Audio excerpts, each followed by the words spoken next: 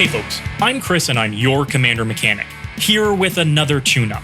But before we get started, I wanted to make a few special announcements. First of all, we've launched our Patreon. You can find it at patreon.com/cmdrmechanic.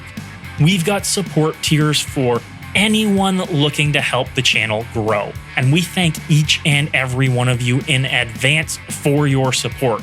It's because of viewers and subscribers and patrons that we're able to improve and grow and do new things like our Let's Do a Brew podcast, the next episode of which is coming up soon. Also, if you want to submit a deck for a tune-up, you can email me at cmdrmechanic@gmail.com. You can find me on Twitter at cmdrmechanic, or you can comment on this or any one of our videos. I'll read them all. So now, let's take a look at what's in the workshop today. Viewer Rodney Davis writes, I love your content and you've helped me edit some of my decks. Recently I was traded a Selvala, Heart of the Wilds, and I'm unsure where to begin building her. Here's a rough sketch of how I would build her and really wanted your input. Rodney, this is a fantastic start. You've got a lot of your bases covered as Selvala wants two things: big creatures and untap effects. It's really easy to go infinite with Selvala and make ludicrous amounts of mana.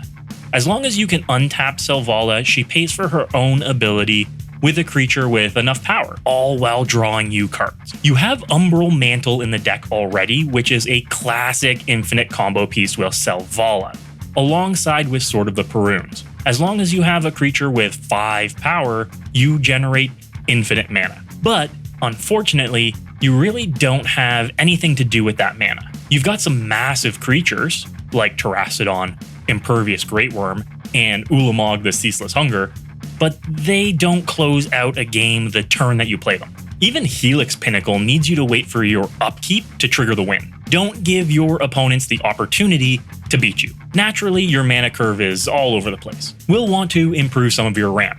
You've got some in here already, like Arbor Elf, Elysian Caryatid, and Incubation Druid, which are only decent to begin with, but get better later in the game. Let's make sure you can ramp to Selvala on turn 2 consistently, and that means more 1 mana elves. Some of your card draw can be improved as well. Right now, you're relying heavily on one-time card draw effects like Momentous Fall, Soul's Majesty, and Rishkar's Expertise. These options are good, don't get me wrong, but we'll benefit a lot more from repeatable effects. So let's start our tune-up with ramp. As mentioned, some of your options get a lot better once you have your big creatures out, but the goal should be to get to Selvala on turn 2 and start casting big creatures on turns 3 to 5, winning by turn 6. That's the power, pun intended, of Selvala. So let's add in 3 classics here. We've got Llanowar Elves, Elvish Mystic, and the old school Findhorn Elves. This trio should give you enough opportunities to hit 3 mana on turn 2, combined with Arbor Elf and Sol Ring already in your list. Now, let's look for untap effects. Selvala gets cumulatively better the more often you can activate her ability each turn. For this, you'll want Great Oak Guardian, Hyrax Tower Scout, and an amazing combo piece in Temur Sabertooth. Temur Sabertooth is another Umbral Mantle or Sword of the Perunes-like combo piece. Combined with a creature that can untap Selvala, enough mana to activate both Selvala and Sabertooth, and cast the untapped creature, you can make infinite mana. Once you have that infinite mana, you can then bounce and recast your largest creature to draw your entire library. Cast all of your creatures, and then take over the game. Now, let's get some more outlets for that potentially infinite mana just in case you don't control the biggest creature on the board. We want to have backups. These cards will be good with just a lot of mana and don't necessarily need infinite mana in order to be really good.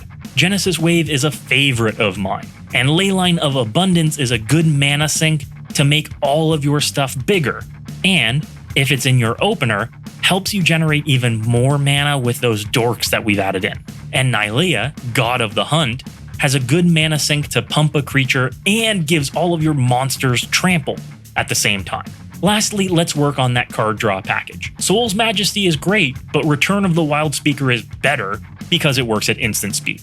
Greater Good is a great way to make repeated use of your beefy boys for card draw and ensure you're refilling your hand. And Guardian Project makes it so every creature you cast, regardless of size, draws you a card. Now, before we take a look at the list, I wanted to mention an opportunity here. If you really want to get aggressive with this list and with this deck style, there's a way to build the deck around undercosted, high-power creatures. Think Galta, but turned up to 11. Or I guess 12 in Galta's case. These creatures have downsides, but they mean that Selvala can make a lot of mana a lot sooner. Creatures like Lupine Prototype or Sheltering Ancient won't do a lot for you apart from make you 5 mana while costing only 2 mana. 5 power is where we want to be because as soon as we can make that 5 mana, we can start going infinite. A Phyrexian Soulgorger comes down for 3 mana and can immediately make you 8 mana in return with Selvala. I'm going to include these in my build in an attempt to get aggressive with the mana production, but if you want to keep the deck a little slower with some more impactful creatures, consider omitting these options. So here's our list.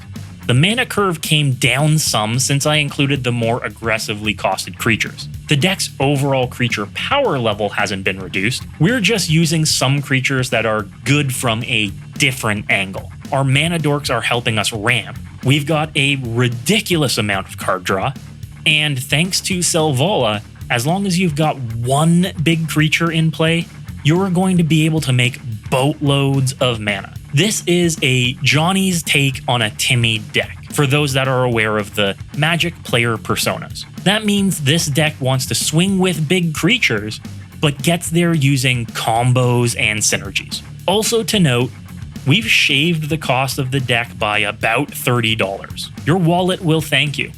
You can make good commander decks on decent budgets. For upgrades, we can look at a few options. I'd personally recommend Finale of Devastation as a high priority get. Pumping enough mana into it to get a combo piece, or eventually enough to pump your entire board and swing for the win, is going to be how you win pretty often.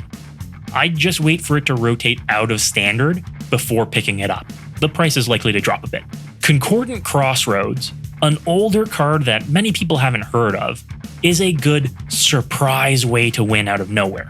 Casting 3 to 4 big creatures with all of that mana, then dropping this enchantment when you're ready to attack, big energy. Lastly, Nykthos Shrine to Nyx would be a great include. You're mono green with a ton of green pips on your cards. This would no doubt ramp you as fast or faster than Selvala herself would. Remember to let us know how you've chosen to tune up your deck, and let us know when you get a chance to play it. I'm sure there'll be more feedback in the comments too. I'm eager to see everyone else's take on Selvala Heart of the Wilds. Thanks for tuning in once again, everyone. We'll take a look at another deck next week. Until then, good luck and have fun. We want to thank all of our patrons this week, especially our first $5 patron, Ben Frame. Shout out goes to you, Ben. Thank you for supporting the channel. All of your support helps make us better. All advice in this video is advice only. Commander is about having fun your way. Don't let anybody tell you how to play EDH.